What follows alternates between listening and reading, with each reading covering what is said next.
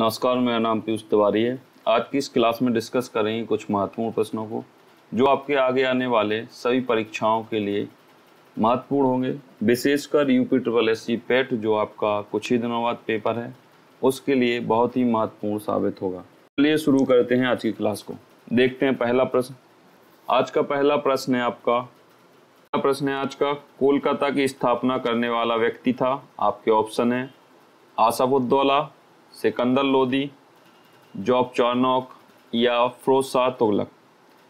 तो यदि देखा जाए, आसफउद्दौला ने लखनऊ शहर की स्थापना की थी, लखनऊ, और सिकंदर लोदी ने जो वसाया था वो आगरा वसाया था। आगरा शहर की जो स्थापना की थी वो सिकंदर लोदी ने की थी। फिरोज शाह तुगलक ने फिरोजाबाद की स्थापना की थी, फिरोजाबाद। तो आपका राइट ऑप्शन होगा ऑप्शन नंबर सी, जॉब चारनॉक जो थे आपके जॉब चारनॉक, इन्होंने कोलकाता शहर की स्थापना की थी। तो राइट ऑप्शन होगा ऑप्शन नंबर सी। अगला प्रश्न है आपका, रेड क्रॉस दिवस किस दिन मनाया जाता है? आपके ऑप्शन है 8 मार्च को, 24 जनवरी को, 8 मई को मनाया जाता है या 13 फरवरी को मनाया जाता है। 13 जनवरी को राष्ट्रीय महिला दिवस के रूप में मनाया जाता है। सरोजनी नायडू के जन्म दिवस के उपलक्ष्य में मनाया जाता है, सरोजनी नायडू। ठीक है, तो 13 जनवरी को राष्ट्रीय महिला दिवस के रूप में मनाते हैं और सरोजनी नायडू के जन्मदिन पर इसको मनाया जाता है। यदि देखा जाए 24 जनवरी को राष्ट्रीय बालिका दिवस के रूप में मनाते हैं, राष्ट्रीय बालिका दिवस। ठीक है, तो 24 जनवरी को राष्ट्रीय बालिका दिवस के रूप में मनाया जाता है। यदि यहीं पर देखा जाए 8 मार्च को, तो 8 मार्च को अंतरराष्ट्रीय महिला दिवस के रूप में मनाया जाता है, महिला दिवस। तो आपका राइट ऑप्शन होगा ऑप्शन नंबर सी, 8 मई को रेड क्रॉस दिवस के रूप में मनाया जाता है। और रेड क्रॉस दिवस की स्थापना हेनरी ड्यूनेंट ने की थी, हेनरी ड्यूनेंट ने की थी। ठीक है, तो आपका राइट ऑप्शन होगा ऑप्शन नंबर सी। आगे बढ़ते हैं, अगला प्रश्न देखते हैं। अगला प्रश्न है आपका, तहकीके हिंद किसके द्वारा लिखी गई है? आपके ऑप्शन है अल-बरूनी के द्वारा, प्लिनी के द्वारा, विलियम जोन्स के द्वारा या इनमें से किसी के द्वारा नहीं लिखी है। तो आपको देखना है, विलियम जोन्स ने जो है मनुस्मृति की क्या की थी, इंग्लिश में रूपांतरण किया था। ठीक है, मनुस्मृति का इंग्लिश में रूपांतरण करने वाले जो व्यक्ति थे वो विलियम जोन्स थे। यहाँ पे देखा जाए, प्लिनी ने एक पुस्तक लिखी थी जिसका नाम था नेचुरलिस हिस्टोरिका। ठीक है, तो नेचुरलिस हिस्टोरिका नामक पुस्तक लिखने वाले व्यक्ति थे प्लिनी। यहीं पे आपका देखा जाए, अल-बरूनी ने जो लिखी थी पुस्तक तहकीके हिंद लिखी थी। तो आपका राइट ऑप्शन हो जाएगा अल-बरूनी। अल-बरूनी के द्वारा तहकीके हिंद नामक पुस्तक लिखी गई थी। यदि देखा जाए प्लिनी के द्वारा, तो नेचुरलिस हिस्टोरिका जो नामक पुस्तक थी इसकी रचना की थी प्लिनी ने। और विलियम जोन्स ने मनुस्मृति का इंग्लिश में रूपांतरण किया था जिसका नाम था a code of Gentoo laws, LAWS laws, नियम वाला है। तो मनुस्मृति का इंग्लिश में रूपांतरण किया था, इसका नाम था a code of Gentoo laws. ठीक है, आगे बढ़ते हैं, अगला प्रश्न देखते हैं। अगला प्रश्न है आपका, लखनऊ अधिवेशन की अध्यक्षता किसने की थी?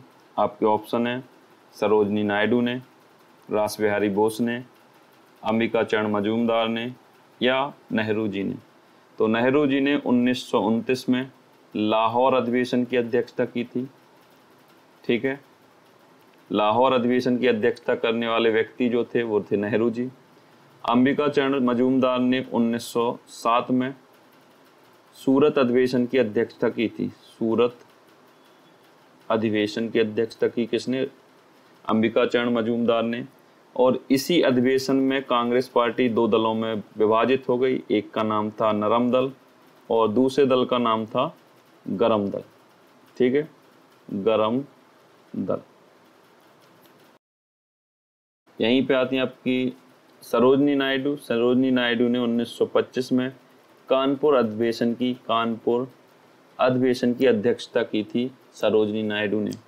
तो रास बिहारी बोस, इनको यदि देखा जाए, इन्होंने 1916 में लखनऊ अधिवेशन की अध्यक्षता की थी और इसी अधिवेशन में गरम दल नरम दल फिर से एक दूसरे के साथ आ गए थे। ठीक है, तो नरम दल और गरम दल का फिर से जो गठबंधन हुआ था वो लखनऊ अधिवेशन में हुआ था। सूरत अधिवेशन में कांग्रेस दो दलों में विभाजित हुआ जिसके नाम थे गरम दल और नरम दल। तो आपको याद रखना है, सूरत अधिवेशन की अध्यक्षता अंबिका चरण मजूमदार ने की थी। 1925 में कानपुर अधिवेशन की अध्यक्षता सरोजिनी नायडू ने की थी। तो आपको बताना था लखनऊ अधिवेशन की अध्यक्षता किसने की थी, तो आपको याद रखना है रास बिहारी बोस ने। और इसी अधिवेशन में गरम दल नरम दल के बीच में गठबंधन हुआ था। आगे बढ़ते हैं। अगला प्रश्न है आपका, इंडिया हाउस की स्थापना किसके द्वारा की गई? आपके ऑप्शन है श्यामजी कृष्ण वर्मा के द्वारा, गोपाल कृष्ण गोखले के द्वारा, आत्माराम पांडुरंगा के द्वारा या मदर टेरेसा के द्वारा। तो आपको सही ऑप्शन चुनना है और बताइए राइट ऑप्शन क्या होगा। मदर टेरेसा के द्वारा मिशनरी ऑफ चैरिटी की स्थापना की गई, ऑफ चैरिटी। ठीक है, तो मिशनरी ऑफ चैरिटी की स्थापना मदर टेरेसा ने की।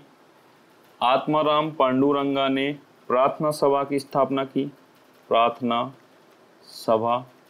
ठीक है, गोपाल कृष्ण गोखले ने servant of India, servant of India की स्थापना की। तो आपका राइट ऑप्शन बनेगा ऑप्शन नंबर ए, श्यामजी कृष्ण वर्मा ने इंडिया हाउस की स्थापना की थी और यह स्थापना आपकी लंदन में की गई थी।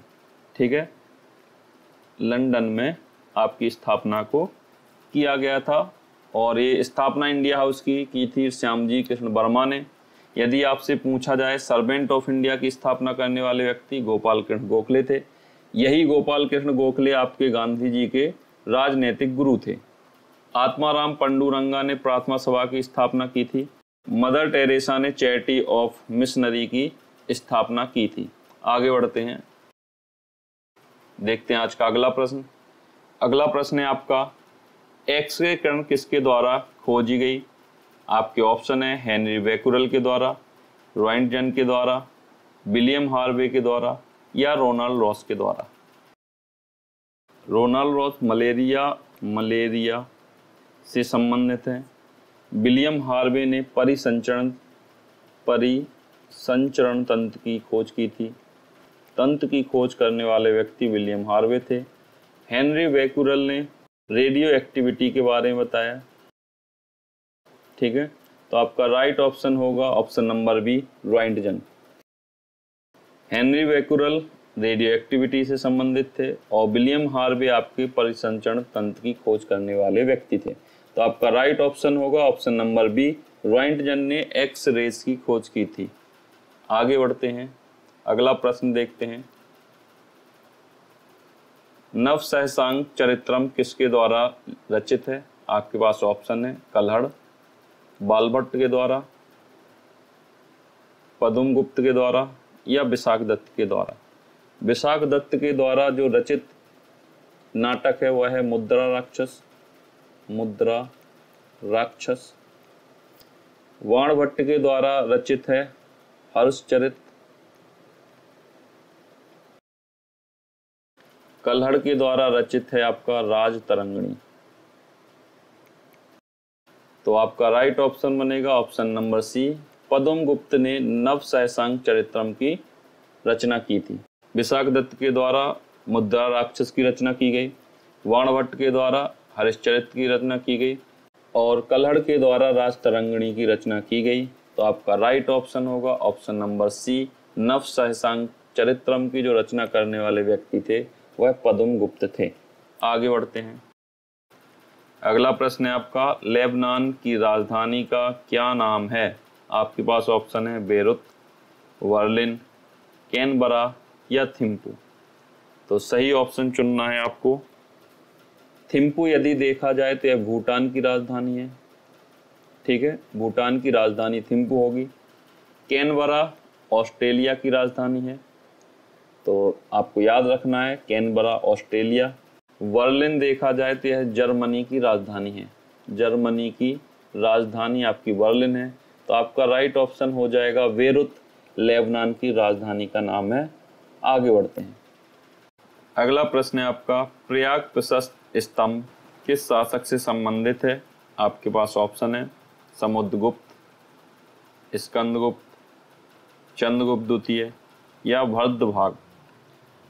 तो भागवत से संबंधित है आपका गरुड़ स्तंभ लेख, गरुड़ स्तंभ लेख, ठीक है। गरुड़ स्तंभ लेख भागभद्र से संबंधित है और यह विदिशा से प्राप्त हुआ था, विदिशा से प्राप्त हुआ था, ठीक है। यदि देखा जाए चंद्रगुप्त द्वितीय तो इनसे संबंधित है महरौली का स्तंभ लेख, ठीक है, स्तंभ लेख, और यह प्राप्त हुआ था मथुरा से। तो चंद्रगुप्त द्वितीय से संबंधित है महरौली स्तंभ लेख और यह प्राप्त हुआ था मथुरा से। इसको बाद में दिल्ली लाया गया, ठीक है। आगे देखते हैं। स्कंदगुप्त से संबंधित है भीतरी स्तंभ लेख, भीतरी स्तंभ लेख, भीतरी स्तंभ लेख का संबंध स्कंदगुप्त से है। और प्रयाग प्रशस्ति स्तंभ लेख जो है वह आपका समुद्रगुप्त से संबंधित है। तो आपका राइट ऑप्शन होगा ऑप्शन नंबर ए समुद्रगुप्त, ठीक है। आगे बढ़ते हैं। तो आपका राइट ऑप्शन होगा ऑप्शन नंबर ए। आगे बढ़ते हैं। मानव निर्मित प्रथम कृत्रिम रेशा है, आपके ऑप्शन है नायलॉन 66, नायलॉन, रेयॉन या एक्रिलिक। तो राइट ऑप्शन आपको चूज करना है, तो बताइए कौन सा सही ऑप्शन होगा।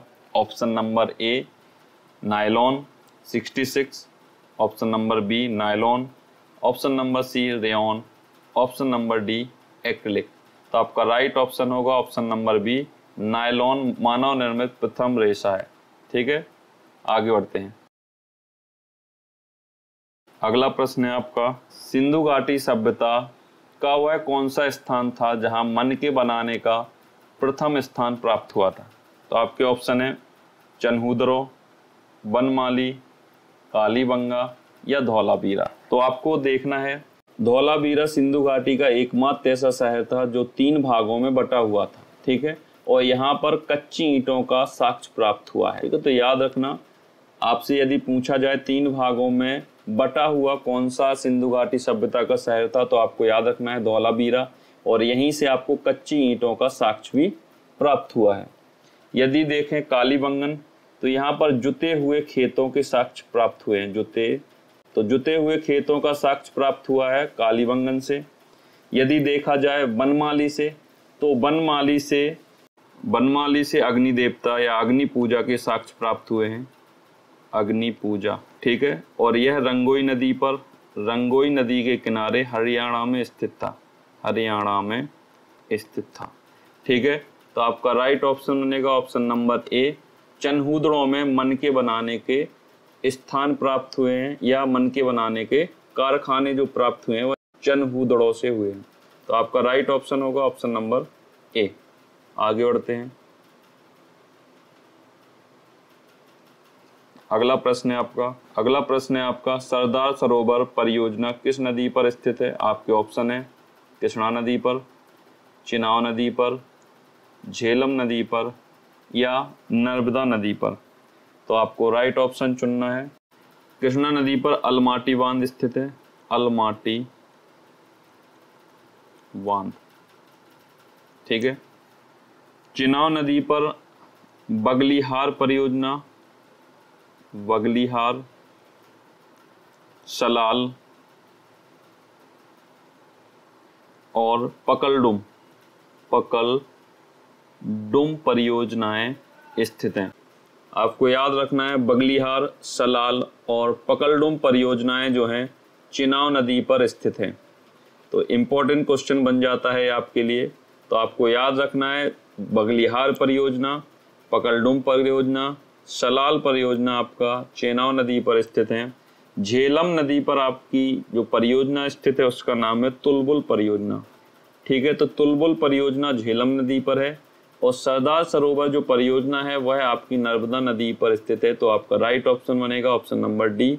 नर्मदा नदी पर स्थित परियोजना का नाम सरदार सरोवर परियोजना है। चिनाव नदी पर स्थित परियोजनाएं हैं बगलिहार परियोजनाएं, पकलडुम और सलाल परियोजना। झेलम नदी पर स्थित है तुलबुल परियोजना। कृष्णा नदी पर स्थित है अलमाटी बांध। आगे बढ़ते हैं, अगला प्रश्न है आपका, the long walk of freedom किसकी जीवनी है? आपके ऑप्शन है दलाई लामा जी की, रघुराम जी राजन की, नेल्सन मंडेला की या नीना रॉय की। नीना रॉय की। तो नीना रॉय की जीवनी का नाम है सच कहूं तो, और रघुराम जी राजन की जो जीवनी है इसका नाम है आई do what I do. I do what I do. I do what I do जो जीवनी है वह रघुराम जी राजन की है। और दलाई लामा की जो जीवनी का नाम है यह है little book of encouragement. Little book of encouragement. ठीक है, तो the long walk of freedom जीवनी जो है वो नेल्सन मंडेला जी की है। तो आपका राइट ऑप्शन बनेगा ऑप्शन नंबर सी। यदि आपसे पूछा जाए लिटिल वॉक ऑफ इनकरेजमेंट तो आपकी ऑप्शन होनी चाहिए दलाई लामा।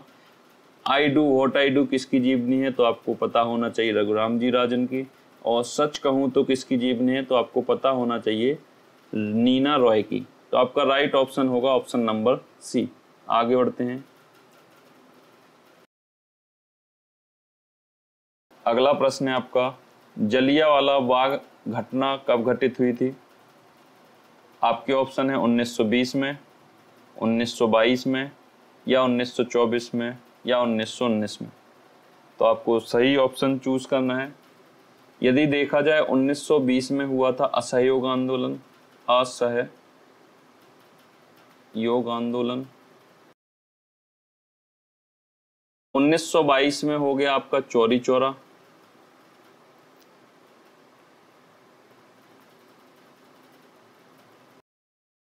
इसमें गांधी जी ने भाग लिया था आपके बेलगांव अधिवेशन में। बेलगांव अधिवेशन की अध्यक्षता करने वाले व्यक्ति थे गांधी जी।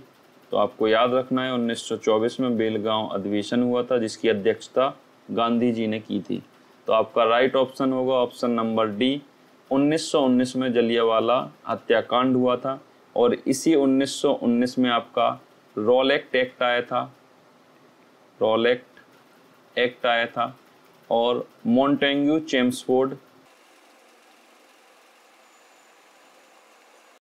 एक्ट भी इसी समय आया था। तो आपको याद रखना है 1919 में रॉलेक्ट एक्ट, मॉन्टेग्यू चेम्सफोर्ड और जलियांवाला हत्याकांड 1919 में ही हुए थे। यदि देखा जाए चौरी चौरा घटना 1922 में हुई थी, 1924 में बेलगांव अधिवेशन हुआ था और 1920 में असहयोग आंदोलन हुआ था। तो आपका राइट ऑप्शन बनेगा ऑप्शन नंबर डी।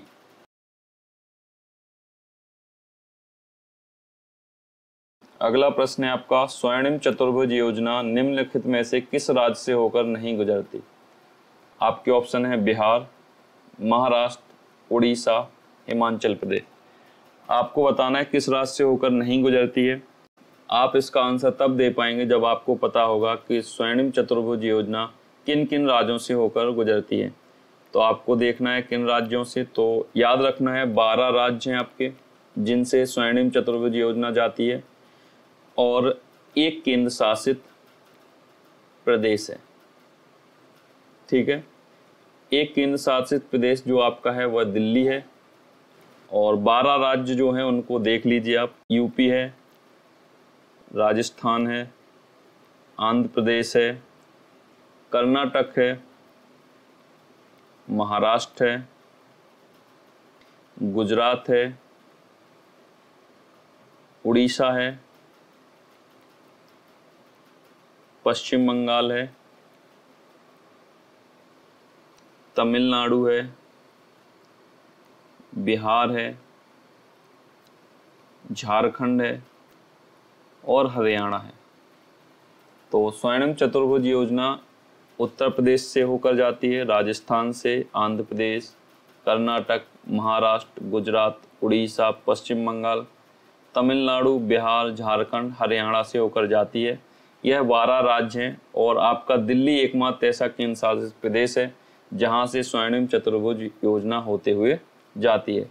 तो आपको ऑप्शन चुनना है किस राज्य से होकर नहीं जाती। तो देखो, बिहार से होकर जाती है, महाराष्ट्र से होकर जाती है, उड़ीसा से होकर जाती है और आपका हिमाचल प्रदेश से होकर नहीं जाती। तो आपका राइट ऑप्शन होगा ऑप्शन नंबर डी।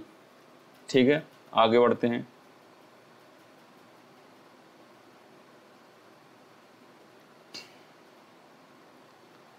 अगला प्रश्न है आपका, काकरापार परमाणु संयंत्र स्थित है। आपके ऑप्शन है गुजरात में है, महाराष्ट्र में है, तमिलनाडु में है या यूपी में है। यदि देखा जाए, यूपी में जो परमाणु संयंत्र है उसका नाम है ननौरा परमाणु संयंत्र, ननौरा। तमिलनाडु में जो परमाणु संयंत्र है यह है कलपक्कम, कलपक्कम। महाराष्ट्र में जो परमाणु संयंत्र है यह है तारापुर, तारापुर। और एक और है यहाँ पे जैतपुर, जैतपुर परमाणु संयंत्र। यदि देखा जाए काकरापार, तो काकरापार आपका स्थित है गुजरात में। तो राइट ऑप्शन होगा ऑप्शन नंबर ए। यदि आपसे पूछा जाए कलपक्कम परमाणु संयंत्र स्थित कहाँ है, तो आपको याद रखना है तमिलनाडु में। नरौरा परमाणु संयंत्र यूपी में स्थित है। तारापुर और जैतपुर परमाणु संयंत्र आपके महाराष्ट्र में स्थित हैं। तो राइट ऑप्शन बनेगा ऑप्शन नंबर ए, गुजरात। आगे बढ़ते हैं। अगला प्रश्न है आपका, पाक्के टाइगर रिजर्व किस राज्य में स्थित है। आपके ऑप्शन है झारखंड में, पश्चिम बंगाल में है, उड़ीसा में है या अरुणाचल प्रदेश में है। तो यदि देखा जाए झारखंड, तो झारखंड में पलामू टाइगर रिजर्व है, पलामू टाइगर रिजर्व स्थित है झारखंड में। पश्चिम बंगाल में बुक्का टाइगर रिजर्व स्थित है। ठीक है, तो बुक्का टाइगर रिजर्व पश्चिम बंगाल में स्थित है। उड़ीसा में यदि देखा जाए तो Simlipal tiger reserve, Simlipal tiger reserve स्थित है उड़ीसा में। तो आपका राइट ऑप्शन होगा option number D, Arunachal Pradesh में पाक्के टाइगर रिजर्व स्थित है।